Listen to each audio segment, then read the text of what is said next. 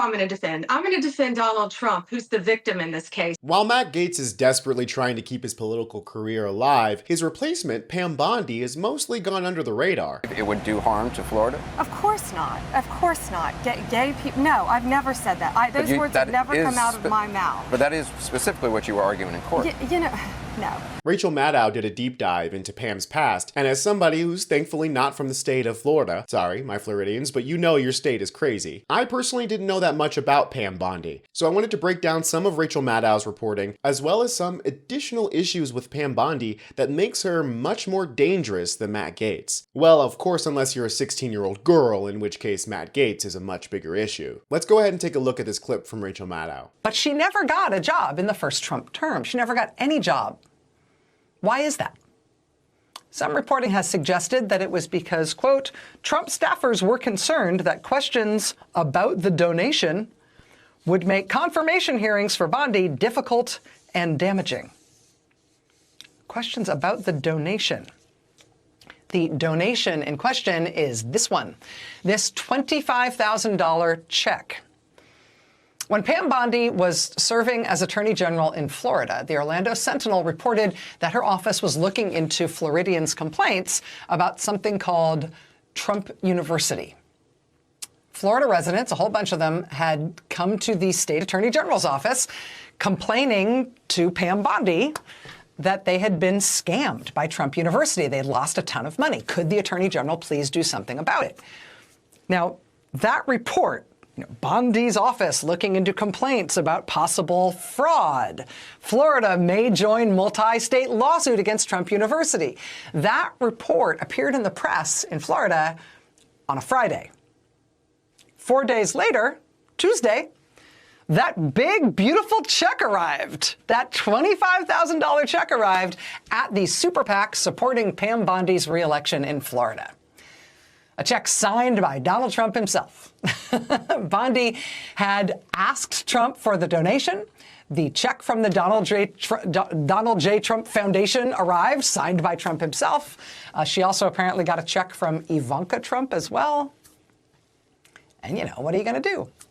Pam Bondi thereupon decided, actually, on second thought, I don't think Florida is going to join that multi-state fraud lawsuit against Trump University after all. Now, incidentally, that lawsuit against Trump University was successful. Other states, like New York, went ahead with it. Trump had to shut down his fake university and pay more than $20 million to make the fraud claims go away. Incidentally, he also had to pay a fine to the IRS because the check he sent to Pam Bondi while she was mulling whether or not to join the case, that turned out to have been an illegal contribution from his fake charity. His fake charity, which was also soon shut down as a scam. Law and order. I love these guys. Law and order.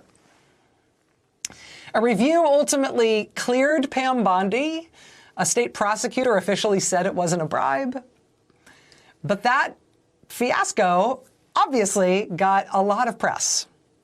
And that was in 2013. So maybe by 2017, the new Trump administration rolls around, maybe they just didn't want to sit through confirmation hearings for Pam Bondi that would air out all that dirty laundry. So just to clarify, a bunch of people were scammed by Trump in one of his many scams. They went to their state attorney general and asked her to join other states in their lawsuit against Trump. She thought to herself, you know what? This might be a good time to see if I can't get Trump to play ball. He gave her $25,000 and then she promptly nixed the lawsuit coming from Florida. Not only that, she got away with it. It's ridiculous that the prosecutor decided that her actions didn't constitute bribery. But this country has a long history of legalized bribery. And given the fact that Donald Trump was just prosecuted but with no punishment, it's also proven that there are two systems of justice. Since that moment, Pam Bondi has been a loyal supporter of Donald Trump. And you'll see in just a second how far that loyalty goes. But first, let's look at Pam Bondi's politics. As the long-running Attorney General for the state of Florida, what did she spend her time fighting for and against? Well, it turns out she hates healthcare. She fought tooth and nail to bring down Obamacare in any way that she could. She tried to keep Florida's draconian anti-gay marriage laws in place for as long as possible. She hates the environment. She went as far as trying to stop the cleanup of the Chesapeake Bay. There is literally nothing good about this woman, and that's exactly what makes her so much more dangerous than Matt Gaetz, a drug-addled PDF file who's more interested in getting his show on Newsmax than he is on governing, is at least going to be less effective than a person with experience, a low moral compass, and backwards politics. Let's check out some more examples. Pam Bondi, for example, was the lead attorney general fighting nationwide to get rid of Obamacare. She led a fight specifically against the part of Obamacare that says you can still get health insurance if you have a pre-existing condition, like, cancer. Pam Bondi was also involved in a weird incident where she started moonlighting from the Florida Attorney General job by hosting a Fox News show repeatedly for days on end, while she was also serving supposedly full-time as the top law enforcement official in her state. Pam Bondi also became the face of Florida's particularly vociferous effort to make it illegal for gay people to get married. She said gay marriage harmed the state of Florida. That led to a particularly epic takedown of Ms. Bondi on air by the great Anderson Cooper at CNN. When she was first campaigning for office, Florida's efforts to not just ban marriage, but also ban gay people from adopting. But if there was one thing that stuck to her from her time in office in Florida, it was the execution thing. The state of Florida is famously enthusiastic about capital punishment. Florida, generally speaking, kills a lot of their prisoners. And Pam Bondi wanted more. She was a big supporter of something called the Timely Justice Act, which aimed to speed up how quickly Florida can kill more of its prisoners. That made for some really awkward questions when Pam Bondi, champion of killing prisoners faster, nevertheless asked for a delay in one scheduled killing. Turns out she was not available to attend the execution or to attend to her responsibilities around the execution because she had a fundraiser to go to. Well, perhaps it was a fundraiser for a very good cause. Your mileage may vary. Turns out it was a fundraiser for herself. A fundraising, quote, re-election kickoff reception. Oh, so it turns out she's also interested in being on TV. I think that's probably why she's so chummy with Donald Trump. She understood that if she jangled the keys in front of Trump early enough in her career, then she was going to have a cushy job somewhere down the line. And it looks like that cushy job is going to be Attorney General. The problem with Pam Bondi is that she knows the game. I want to show you a little bit of that interview with Anderson Cooper, because I want you to notice how she answers the questions. While Anderson Cooper is absolutely letting her have it, she still knows how to frame things in a way that's going to make her seem like she's not that bad, actually. You've basically gone after gay people, said that in court that gay people, simply by fighting for marriage equality, were trying to do harm to the people of Florida, to induce public harm, I believe was the term you used in court. Do you really think you're a champion of the gay community? Let me tell you, when I was sworn in as Attorney General, I put my hand on a Bible and was sworn to uphold the Constitution of the state of Florida. That's not a law. That was voted into our state constitution by the voters of Florida. That's what I was defending. Had nothing to do, I've never said I don't like gay people. That's ridiculous. You did say it's the same level of media wordplay mixed with legalese that Bill Barr was excellent at during his stint as Attorney General for Donald Trump. And Bill Barr was a monster. He's largely responsible for Donald Trump getting away with all kinds of stuff, as well as the expansion of the executive powers. You see how she makes it about the Constitution of the state of Florida? That because these backwards laws are in place, it's just her job to defend the law. Bill Barr did the exact same thing, and it was an excellent way to run cover for absolute egregious abuses of power. Let's take a look at Pam Bondi auditioning this ability to Donald Trump, trying to position herself as Trump's legal vanguard. She was involved more than people tend to remember. For example, there she was at the Republican National Convention.